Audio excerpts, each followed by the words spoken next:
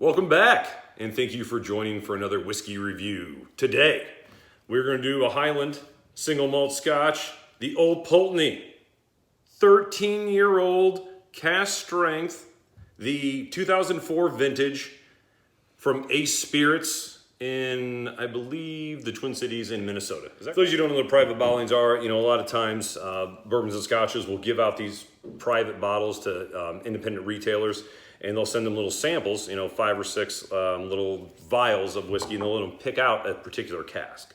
And then they'll bottle it for them at cask strength, ship it over here to the United States after they have bottled it, because that's something you have to do. If it's a scotch, it has to, be distilled and aged and bottled in Scotland. Makes sense. So this particular one was distilled in 2004, bottled in 2018. It is cask number 224.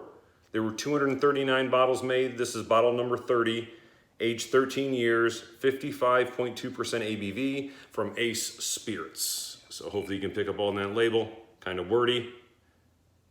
And this is the traditional Old Pulteney bottle, which again is a Highland distillery. And I always love these ones because they have like the still up here in the neck of the bottle. It is good, and I like the bottle. It's very funky, very cool. Like I said, they did a good job really presenting it. Nice piece of artwork.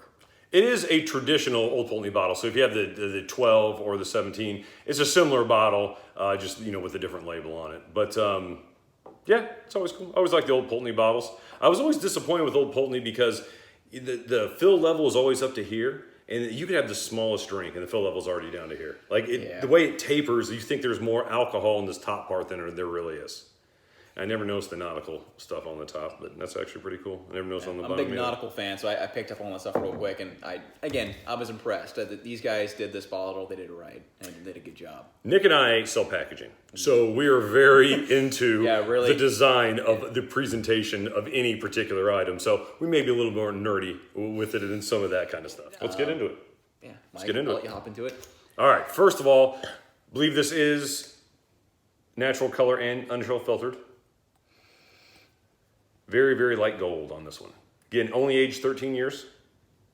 And again, a cask strength of 55.2% ABV. Now, this is another distillery where I've had the 12, I've had the 17, I've had the 21. I've never had one at cask strength, ever, from the distillery. So, when I saw that, I was really excited to look at it. And I got to tell you, the first few smells on the nose, first few whiffs, very intense. It is good, yeah. Very intense Old Pulteney. I mean, instantly, you can just feel the ABV coming out of the glass. But instantly, you're getting vanilla, caramel, and like that sea salt or like that salted like seaweed. It does. It smells like the ocean a little bit. And there's a bit of a sweetness to it. Very sweet. Yeah. But when you say it smells like the ocean, what does that mean to you?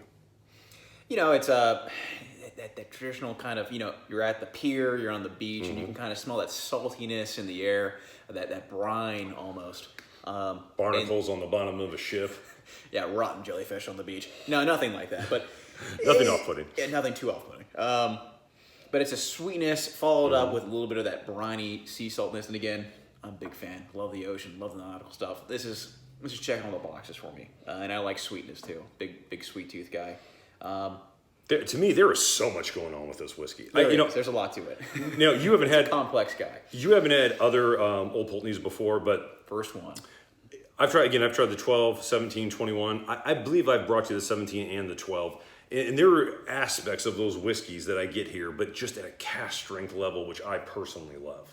A high ABV like this, it really drives home the flavors. And again, the sweet flavors like honey, vanilla, they're so prominent on this nose. A cask strength neat with no water. I mean, it's almost to the point where the alcohol and the power of the flavors want to push your nose out of the glass slightly on first sniff, but then you get used to it. Oh, it's beautiful, lush vanilla and honey, along with briminess and salt, just like you said, Nick. Yeah, it's so good. Yeah. For me, at least, it's checking all right. Yeah, no, we opened this bottle earlier in the week. We drank it down a little bit. So normally I would like for the bottle to oxidize for a couple of months before I bring it to you. But I don't know if this one's going to last a couple of months. It might be hard. Because even at cask strength, this is an easy drinker. No, it really is. Mike will tell you, I am not a fan of the peat. Can't stand the peat. Not a fan of peat. I- Don't know I- who that guy I- is. Don't like peat. I've been pushing Lagavulin and Lefroy Garden for quite some time. Still not making a dent. Oh, sorry. Can't. I'm not going that way. It just tastes like burnt moss. But no, this is a good one, and I don't know. It's like I said, that sweetness, that brininess, that it's a mixture of that honey. It's almost like you're sitting on the beach and you got all these nice sweets in front of you, and it's just all kind of mixing together, blending really well together. I'll tell you what. Let's take a sip, see what we think about it. Yeah.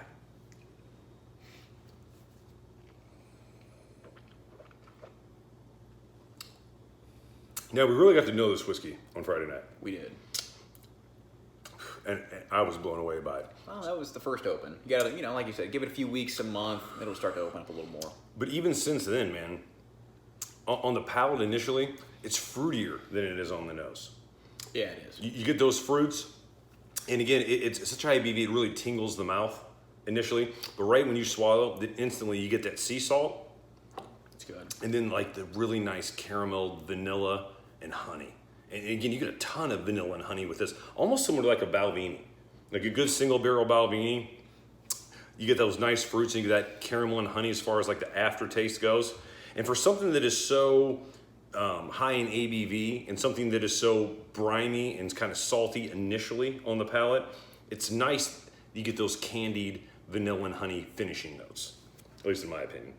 No, you're hitting it right there, Mike. I like the first sip is very sweet, honey, vanilla, toffee, kind of hits to it. And then as you swallow it and it kind of sits in your mouth a little bit, get that peppery kind of spiciness almost to it. There is a pepperiness to it. And I kind of like that. I like the sweet and then the almost, I don't want to say sour, but those extreme differences in flavors. I like that. It's almost like pineapple and sausage on a pizza. You get the sweetness from the pineapple and then like that spicy sausageness. It's almost like that a little. It's almost like a white pepper almost.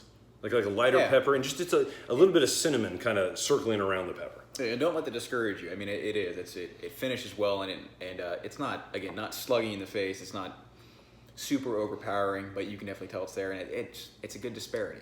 Good range, if you will. Yeah, no, I mean, there's a lot going on. It's a really complex whiskey, especially only for a 13-year-old whiskey. I remember thinking when we were about to open this bottle up, I really like the 12.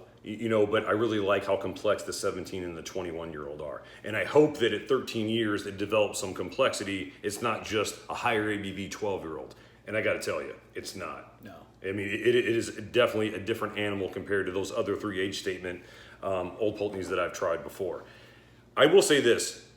The smell, you can smell the 55.2% ABV, but the taste, you don't get that on it.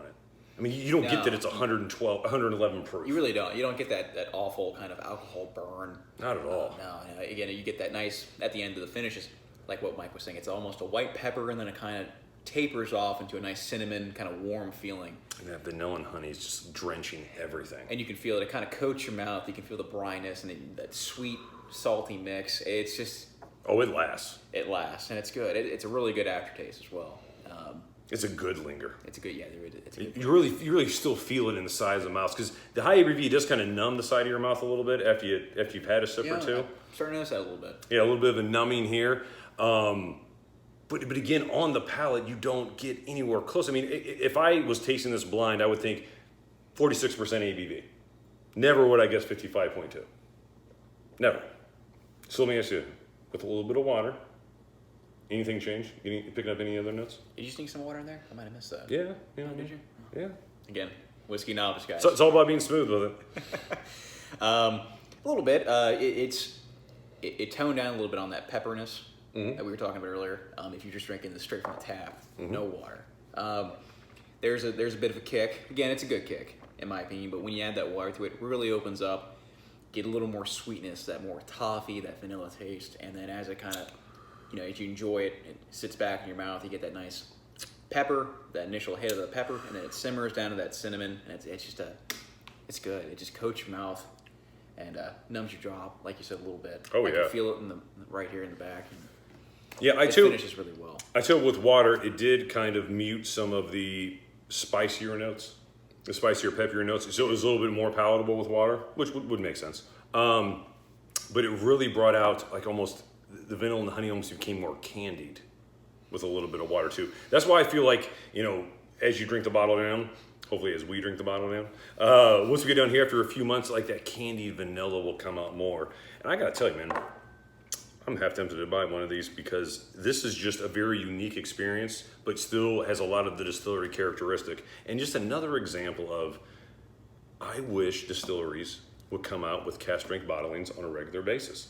Not leaving them up to this, for someone else to pick out a cask or to do special bottlings or to do independent bottlings through someone like Signatory or Gordon and MacPhail.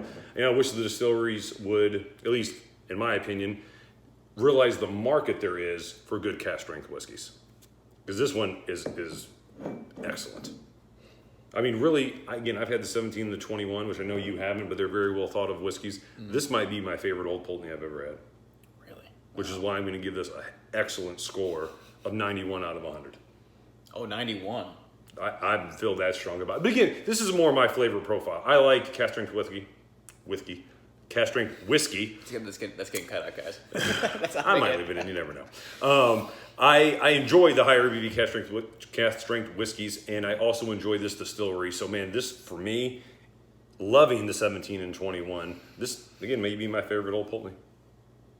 This is definitely my favorite Old Pulteney. My only Old Pulteney. You tried the 17. You don't remember, but you tried the 17. He brings a whole bunch of whiskeys in, and they start to blur after a while. They do. But no, this one's really good. It's very memorable. And I don't do the out of 100 points. That's ridiculous. I do out of drams. Mine's out of 10. So 1 to 10. I'm gonna give this one 9.5 drams. Out of 10? Out of 10. I think it's really good. It upsets me that they only made 239 bottles because I'd like to buy a few more. It is really good. We need to get them before they're gone. I might have to buy a few more.